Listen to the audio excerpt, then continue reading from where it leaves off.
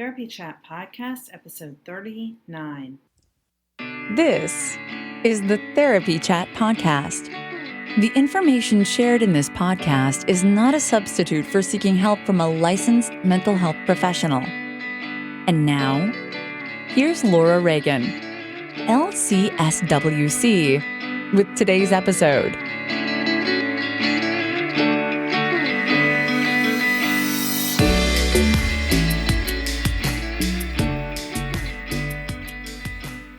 Hey there, welcome back to Therapy Chat. I'm your host, Laura Reagan, LCSWC, and this week I'm excited to be interviewing Kat Love, who is a website designer and consultant. Kat Love, founder of katlove.com, builds and designs websites to help psychotherapists grow their practice's online presence. Kat's appreciation of therapists stems from the powerful healing that therapists helped her achieve following childhood sexual abuse and neglect. Kat helps psychotherapists turn their next website visitor into their next client through empathy-based, compassionate website design. I hope you'll enjoy our discussion. I found it really interesting and powerful, and I hope you will too. Kat spoke with me all the way from Greece, and she gives some very interesting perspectives on how websites can help therapists. What are some of the things that prevent therapists from wanting to make a website? And she talks about the part that to me was the most interesting is some of the mindset blocks that get in our way when we're thinking about developing a website and writing copy for it. So let's go ahead and get started with my interview with Kat Love. Enjoy. Hi, welcome back to Therapy Chat. Today, I'm excited as part of the Practice Building series to have a very special guest. Kat Love is with me today to talk about the power of a website for helping therapists build our practices. So, Kat, thank you so much for being here. Thank you so much for having me, Laura. Now, you're definitely my furthest, however you say it, international connection because you're in Greece right now. Yes, I am. Which is very cool. And I'm over here in Maryland in the U.S. And I saw on your website the beautiful video of the island you live on. I admit I was a little jealous for a moment and just, sort of living vicariously through you that you get to have your home in such a beautiful space. Aw, yeah. Yeah, you should come for a visit. I would like to do that. I would really like that very much. So, Kat, can you just talk a little bit about yourself and also about what you do in your business? Yeah, sure. I am a web designer and I specialize in helping psychotherapists get themselves online and usually through web design, website strategy, and I also do website builds, so some of the code and putting the pieces together. So you could help someone build their website from start to finish. Is that right? Yeah, that's right. So there a lot can go into a website. What I don't do is I don't do copywriting. So that's also a big piece of it, which I can work with you or with a copywriter that you hire to kind of take care of that piece. And then from there, we base a website design around the content that you have and your solutions that you're offering. Awesome. So when I talk to therapists, kind of locally and just, a lot of the therapists I know from online, but the ones I talk to locally who are like, well, how did you build your practice to where it is now? Of course, it's, growing and evolving. And I'll say, well, do you have a website? And they're like, a website? Like, why would I need a website? So I think a lot of us therapists can be really uncomfortable with that idea. So what are some of the benefits to therapists of just having a basic website? Yeah, no, I totally hear that. I've also seen a lot of not only therapists, but like small businesses kind of hesitant to take that step to put themselves out there online. But it's important to remember that a website is really an awesome tool for communication. So, the overarching idea behind a psychotherapy website is that you can communicate with the world audience. And so, in terms of marketing online as well, websites are the central part of it. It's almost like your heart. Everything that you would like to do in terms of online marketing is going to circulate back to that heart. So, things like doing any SEO, doing any social media marketing, trying to get yourself into the media, all of those things are going to circulate back. And I kind of also think of it as the heart of your online marketing because it's also a really great place to show your empathy and to be generous with what you know and towards your ideal client. It's a great platform for blogging and content marketing and sharing, some of your expertise with people for free. And in so doing, it also helps you grow. Yeah. So, what would you tell therapists who think that having a website is not really necessary for people finding them online or, you know, expecting to be able to build a business without having a website or an online presence? To be honest, there might be some cases in which you don't need a website and you don't need an online presence. It's highly specific to who you are as a private practitioner. If you are like if you 110% just want to do, face-to-face community marketing, if you have referrals that are already, making you into this like huge full practice, then, you can take the gamble and not, invest in online marketing. But the thing with online marketing is it really helps increase your visibility. And it also is kind of, it's the way of the future in terms of the way that people find services and make referrals as well, right? So if they're like, oh, I know this great therapist, her name is Laura, they might give your name, and then people are usually going to go and like whip out their iPhone or go onto their laptop and just type in your name and see what comes up. And if you don't have that online visibility or like a website that shows who you are and what you stand for and how you can help, then you are missing out on some of those opportunities for people to find you and see what you do. Yeah, I see what you're saying there. I mean, what you said about whipping out your phone and looking the person up, for sure. I mean, if someone says, I know this great restaurant, I'm going to look the restaurant up. If someone says, I love my doctor, I'm going to look up their practice. If someone says, you should try this new aromatherapy brand, I'm going to look it up. So for me, maybe I'm a control freak, but I like to have as much information as I can about anything I'm going to get involved with so I can see if I trust my friends' opinions, but we're all different.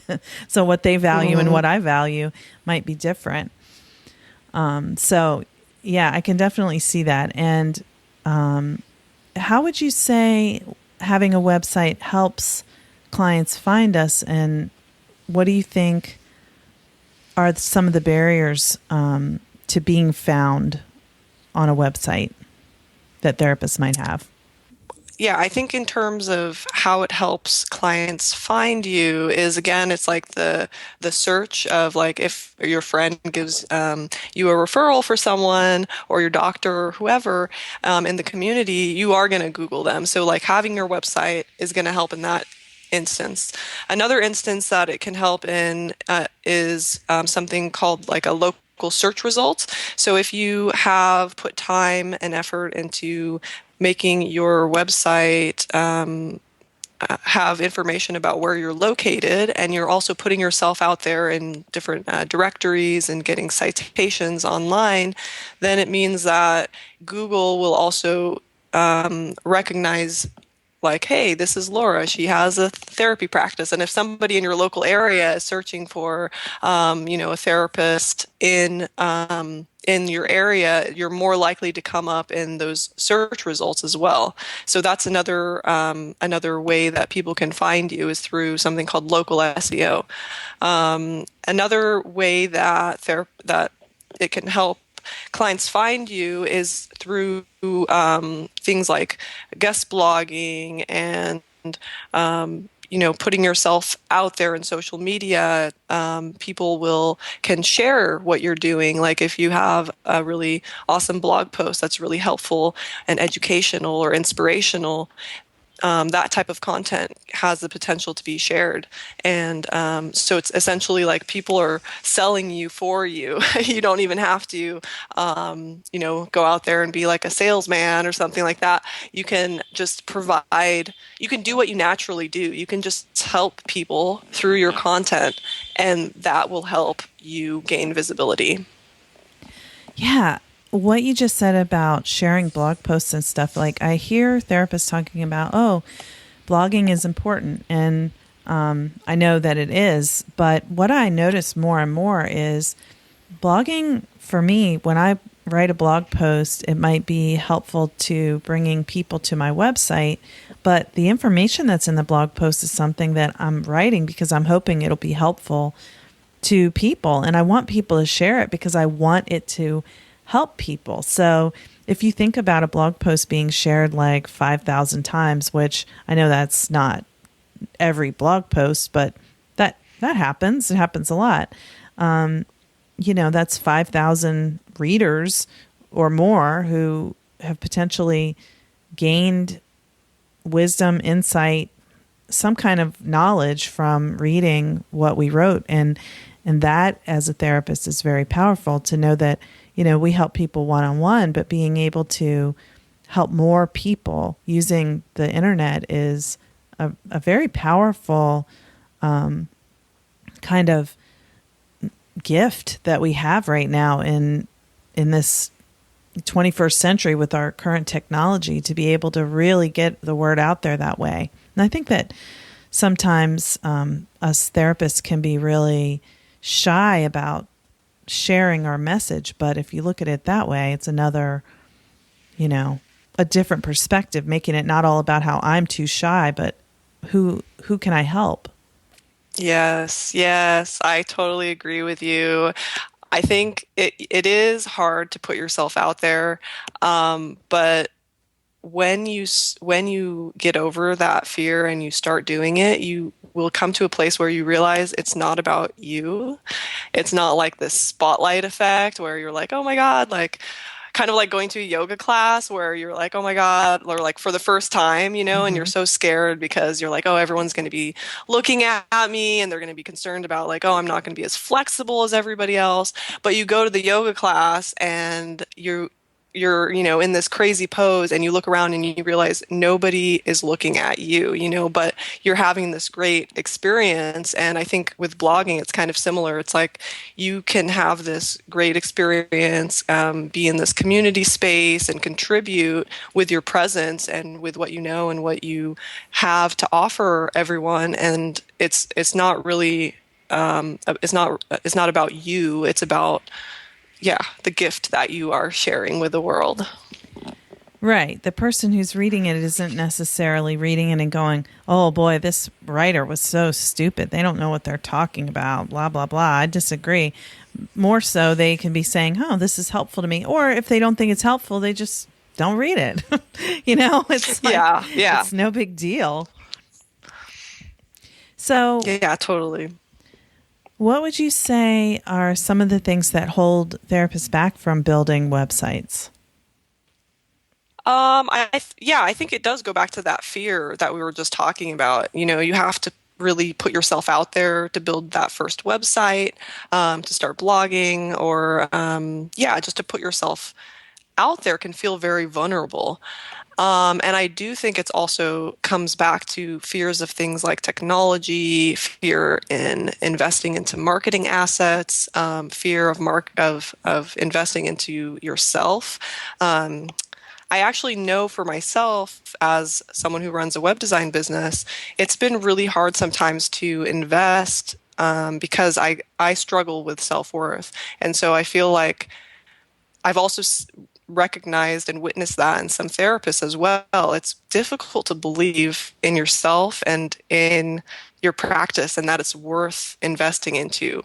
You know, you have to take that step of believing in yourself, and that can be hard to do. That is so hard. And I think, you really touched on something that resonates for me about entrepreneurship and being a business owner. It really pushes us out of our comfort zone. And, to say, hey, look at me, I have something to offer. It's kind of like I'm saying, talk about vulnerability. It's like I'm saying I have something to offer you. Like I might be able to do something for you. What if you don't think I can? Or what if I'm not sure I can? Yeah, totally. Exactly. But that can really, I also agree with what you said about people not wanting to invest into marketing. Like I'll hear a lot of therapists talking in some of our online groups. I know you're in some of these groups too, where people will say, what are the free services for this? And what are the free services for that? And there's a lot of good free stuff. So that's not bad. But if you're afraid to spend any money on your business, or you feel like, I'll tell my friends, like, you have to spend money to make money. Yes, you do. Yeah, if you're going to do things, like I started out with a free Vistaprint website, or I was going to do a free Vistaprint website. But then when I saw that the website name would not be just my name, but it would have Vistaprint in it, I was like, is that how I want to present myself professionally? Right, yeah. And then I went from there to, after having that website for like 2 years or so, almost 2 years, I went to a Squarespace website, which, I can do myself. But again, I think Squarespace has a free version, but again, it's going to say Squarespace in the website name. So what kind of business impression are you trying to create? Yeah, totally. So for people who do have those websites that are through other services, do you help with web design for those, or is your web design specifically in a certain, what would you call it, platform? Yeah, yeah.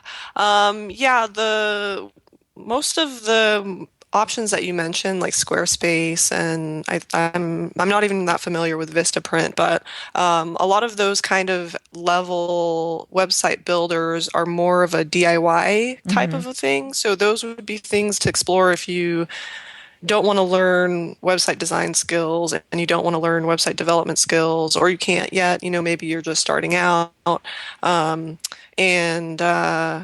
Yeah, so those aren't usually ones that you would need to hire a professional to help you with. I mean, unless you wanted to do consultancy around things like SEO, keyword research, getting content planning, like planning out your navigation, and those types of things. I do offer like a 1 hour consultation service, which I can help with, like, kind of more strategic things.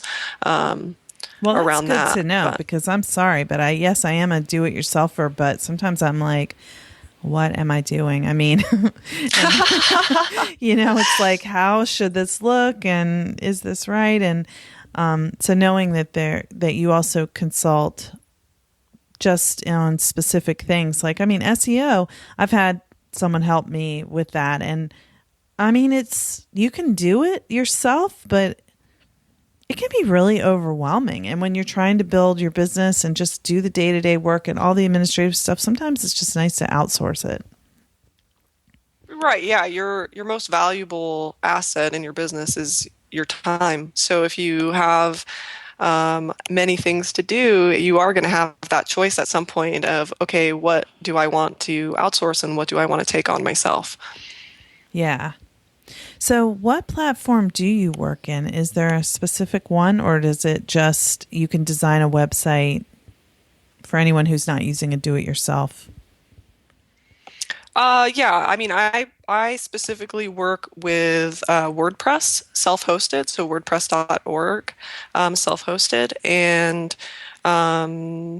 yeah, I mean, I feel like it's a great solution for most private practices if you're small and just starting out, or if you're more advanced, it has the ability to scale with your private practice. So I think it's good to get started on it early as early as you can, and then and the benefit of doing that is you start learning something. You start learning a framework that is going to grow as your private practice grows.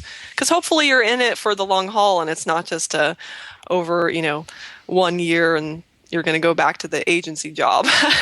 Oh gosh, yeah, I can't imagine going from being self-employed to going back to and working for someone else. Although I've had wonderful experiences in those jobs, but I love being a business owner. And even though with all the scary parts and I always say entrepreneurship is an emotional roller coaster.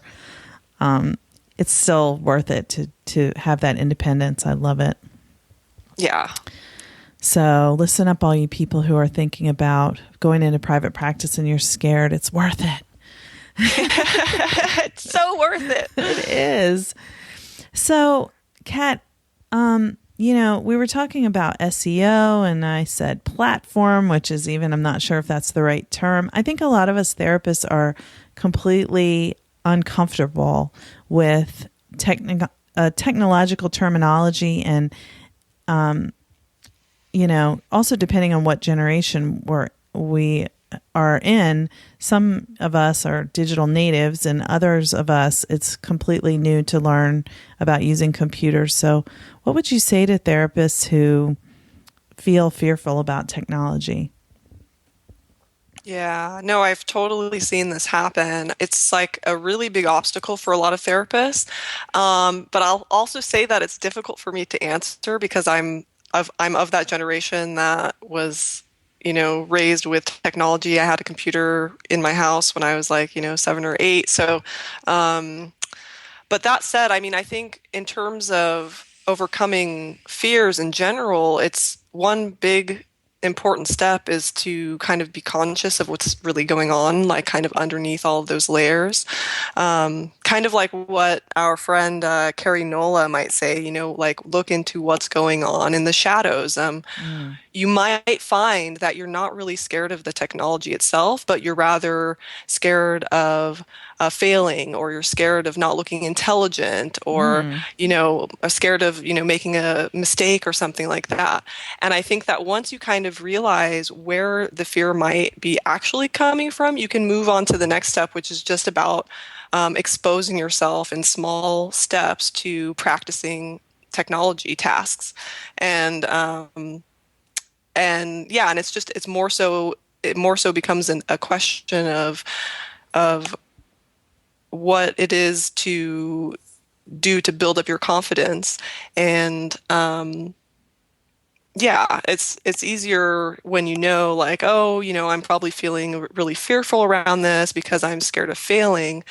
And then you can, name it, call it out, and then you can actually spend time diving into, like a step by step of like one thing at a time, because you are totally smart enough and capable enough to figure out all of this technology stuff if you have enough time to do so.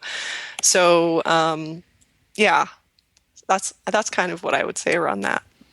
Yeah, it's a really for me, you hit the nail on the head when you said looking like we don't know. I think for therapists, we like being the ones with the answers. We like to know.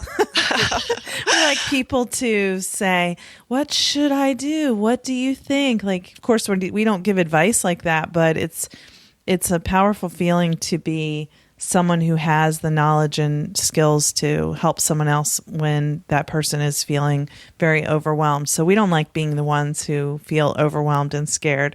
I mean, no one really likes that. But that hit home for me with, it's like whenever it's something we don't know how to do, it's like, oh, this is too hard. I don't like it. This is uncomfortable, Yeah, But no, it is totally uncomfortable, but I mean, looking into that discomfort and just saying, okay, yeah, I'm uncomfortable right now. It's like feel the fear and do it anyway. exactly. Lean in, as they say, lean into the fear. Hmm. We've got all the catchphrases. So, how can working with a website designer help therapists connect with clients? That's a really good question. I think that website designers, at the core of what they do is visual communication. So, like when you're working with a website designer, what they're actually doing is helping you communicate visually. So, it's almost like they're translating your solution from, words and, concepts, and they're translating it into visuals that will be able to be understood and felt by your website visitors. So, that's kind of the overarching idea behind it. But I think, too, a great thing that a lot of website designers are doing now is also helping with things like website strategy. So it's not only that design aspect of colors and layouts, but it's also about how you're going to invite website visitors to take the next step towards being a client, so you don't just want website visitors, you want clients. And so website designers are starting to be able to provide that support and guidance and consultancy around how to get that to happen.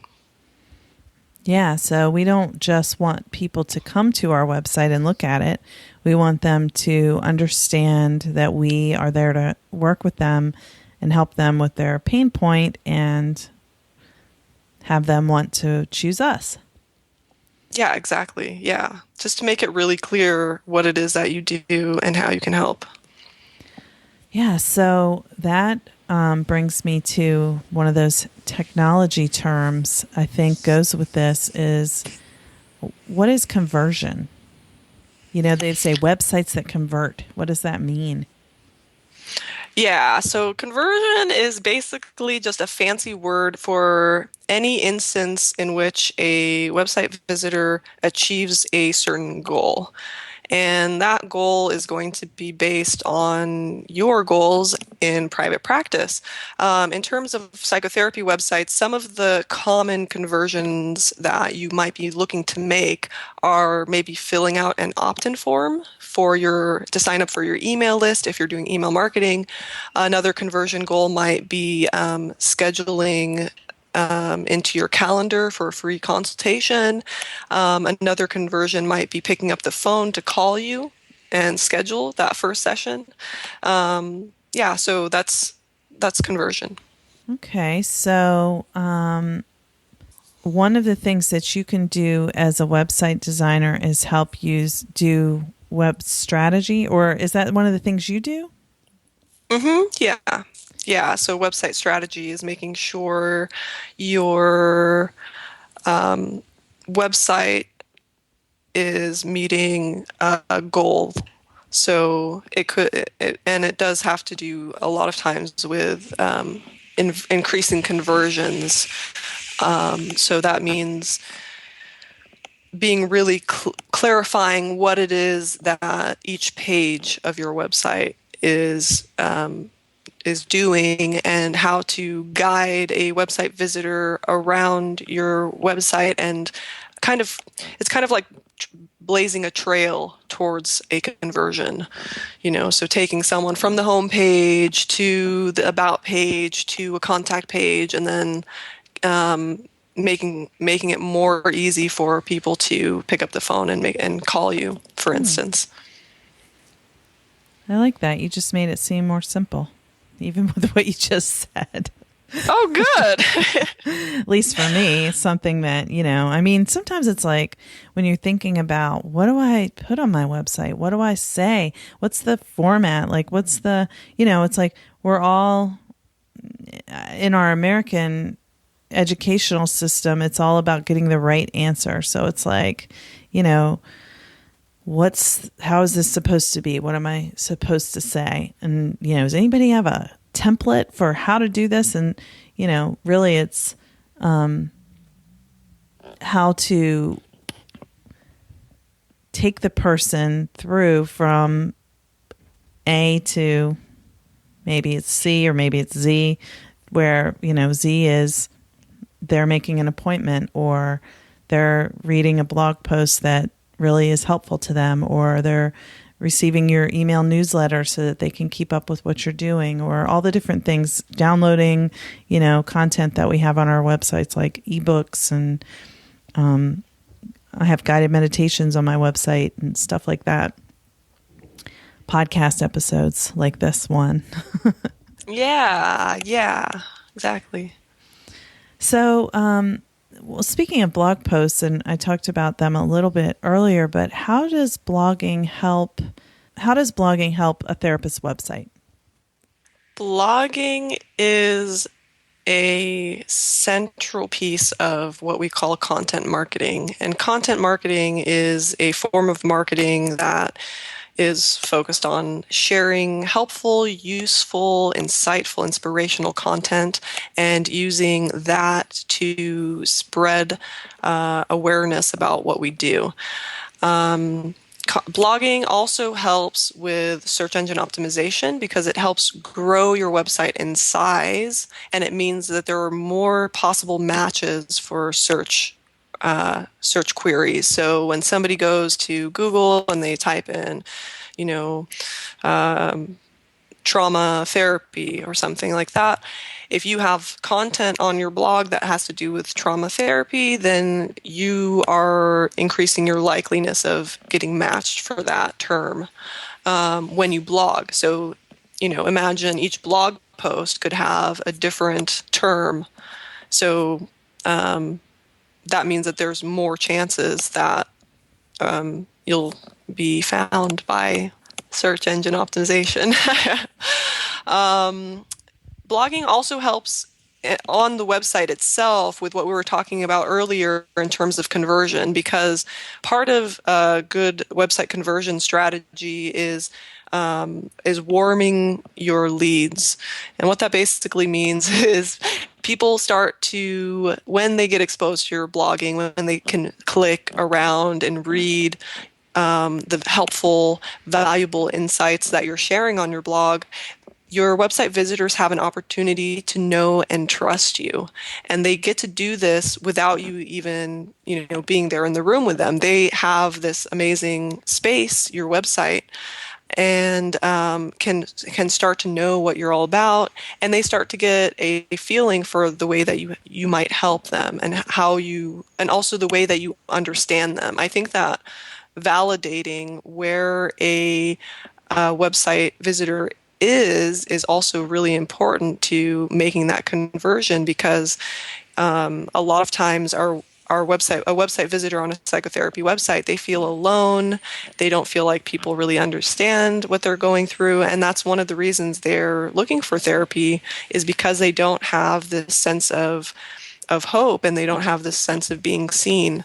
So if you can do that through your blog, why wouldn't you? That's like an awesome feeling and an awesome gift to give to your website visitors. And it also helps them reach out to you. Yeah, that's really true. There's certain websites that I've seen where I'm just like, oh my gosh, I want this person. I want to hear what they have to say. I want to learn from everything they have to teach. And it draws you in and it makes you want to go back.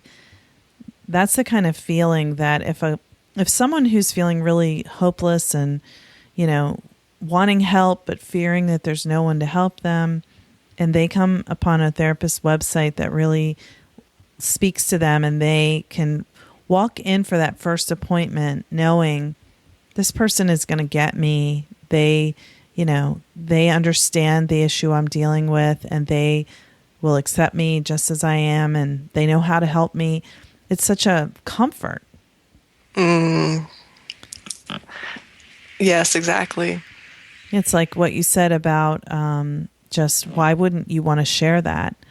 And that as therapists, since what we love doing is helping, instead of showing off or feeling like you're bragging about yourself or feeling like oh, look at me, it's really what you're doing is helping that person connect with a therapist that can help them, which is what they were hoping for when they were looking for a therapist to begin with, to find someone who really will be able to help them. So I love it.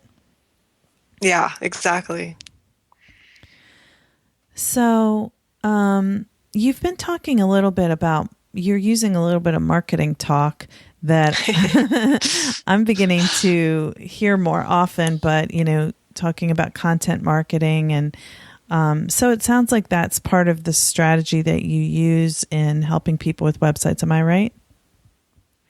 Yeah, I can give some guidance around online marketing in general as well. I try to focus more on the website piece because that's where my expertise really lays, but it has to fit into a larger online marketing strategy, and also your offline marketing strategy influences your website strategy as well, like what you're doing in terms of networking face to face. A lot of people forget that your website is for your clients, but it's also for referrals.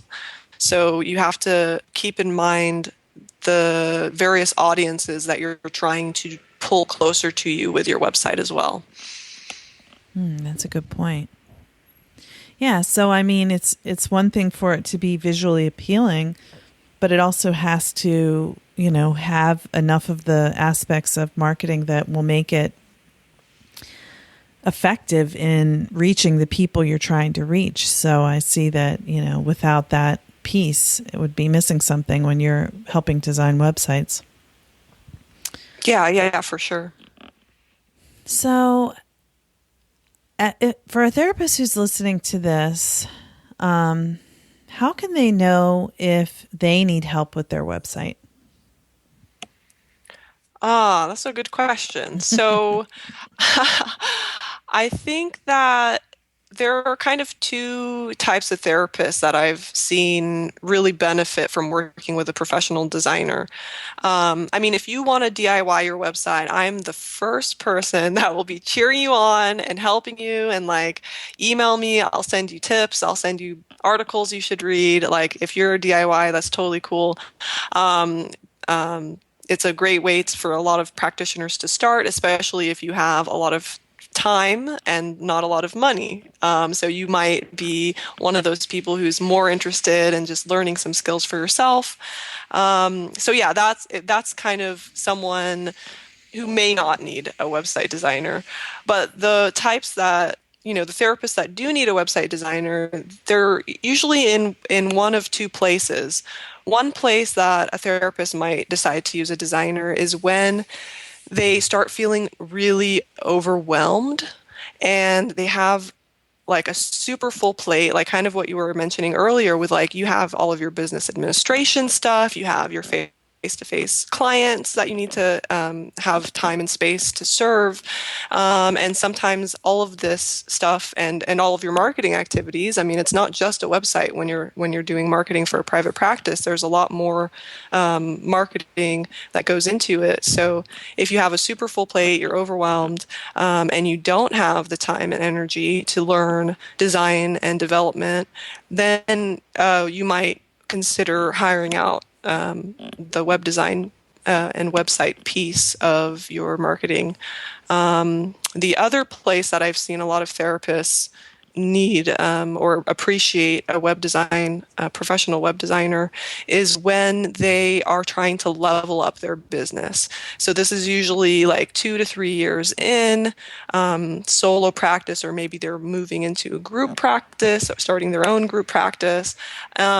A lot of times they've already done a DIY website in the past, and they realize it does take a sizable investment of time And they are ready to kind of just have something that's more professional, that's more strategic, and that has a better rate of getting clients in, and they don't want to have to do all that work themselves, and they appreciate a lot of times having a professional designer by their side for that. Yeah, I can see that because, at the point I'm in now, I guess I'm just celebrating the anniversary of my 3rd year in private practice. So I guess I'm starting my 4th year. And I have been a do-it-myselfer, but as my practice continues to grow, I'm definitely not going to be able to do everything on my own as it keeps going. So, if I develop a group practice, and I'll need to make a lot of changes to my website. And if that's the case for do-it-yourselfers, is it possible to use what's already been done and have it all transfer over into a new website working with a web designer? Yes and no. I think the benefit of having had a website before you work with a website designer is you're already familiar with a lot of the things that you'll need on a website. So instead of going from, not having had a website and never having had a website and needing to kind of learn about the more basic things like, what kind of information goes on my contact page, you've already invested a lot of time and thought into that. And that's probably the most valuable thing that someone that's going from a DIY to working with a designer is they have that background in, this is, my current website, this is what's working for me, this is what I have experienced before. Another great thing that you have going for you if you've been doing DIYs, you might have some metrics on around or analytics on what it is that has been working and what hasn't been working in terms of getting traffic onto your site and in terms of how people interact with your site. So you can use all of this you can use all of your experience and all of your knowledge and all of what you've learned about putting yourself out there online, and that will really be a huge value in working with a designer. But in terms of just the technical aspect of, going from a DIY option to maybe something like WordPress, it's not, there's not really a way to easily migrate things like design. So a lot of times design and code and builds, that's going to have to be new. In some cases, with some platforms, you can import content over. I know Squarespace, you can easily import or you can export your content from Squarespace and then import that into a WordPress website, for instance. So that's something that's an option. I'm relieved to hear that. Yeah, so things like your blog posts and stuff, you're not going to have to go and do some massive data entry where you're copying and pasting and reblogging all of your blog posts. So that's the nice thing one of the nice things about going from Squarespace to WordPress. I'm not sure that option is there for other website builders though. So you would want to you'd have to research that if a listener is going from something else. Yeah. When I transitioned to Squarespace, I had to, whatever blog posts I wanted to save, I was starting over. I was copying and pasting and then redoing the blog post. But at that point, I was like, how much of this do I even really care about saving? And I just kind of started fresh. But yeah, once you've been doing it for a while with the do-it-yourself option, you don't want to lose all the, stuff you've created if you can help it, if it was good stuff. Yeah, no, totally. Yeah, there's a way to it might come down to copying and pasting, but you can definitely still reuse your content from your previous site. And I like how you use it as an opportunity to audit. You went through and you were like, okay, well, I was thinking about putting this on my new site, but it turns out that it wasn't that effective. And so you made the decision in some cases just to not include that content. Exactly. Well, Kat, this has been so helpful, and I hope that our listeners will gain a lot of inspiration from hearing you talk about how websites can be useful for therapists. And where can people find more of what you're doing and learn more from you? People want to work with you, or they want to learn more about your work. And, I think you have content on your website that's probably helpful, even if people don't need to work with a web designer directly, but I'm not sure. So let us know where we can find more of what you're doing. Yes, so you can find me at katlove.com, katlove.com, and I also do have a blog with tons of great information to help therapists, even if you're not working with a professional designer, or if you are. Hopefully there are some good articles there for you. katlove.com/blog, and I'm also on Twitter at katlovedesign. Awesome. And remember, that's KAT. Yes, KAT. Mm-hmm. Kat, thank you so much for connecting with me today and being here on Therapy Chat all the way from Greece. I really am so glad we could make this work, and I think that people are going to find it really helpful. I hope so too. Thank you so much, Laura, for having me. I hope you enjoyed my interview with Kat Love on building a website that speaks to your ideal client in a way that they understand how you're there to help them, and about how we don't have to be afraid of showing up through what we put online about ourselves. Understanding how by creating websites that speak to our clients and help them know what we do, it's a way for us to serve more people. You can find out more about what Kat Love is doing at katlove.com. That's KATLOVE. And as always, please go to iTunes and leave a rating and review, and subscribe if you enjoy the podcast. Subscribing will help you get all the latest episodes as soon as they're uploaded. They'll show up on your phone or other device that you subscribe from. Thanks. Bye. Thank you for listening to the Therapy Chat Podcast with Laura Reagan, LCSWC. For more information, visit Laura's website at www.laurareaganlcswc.com.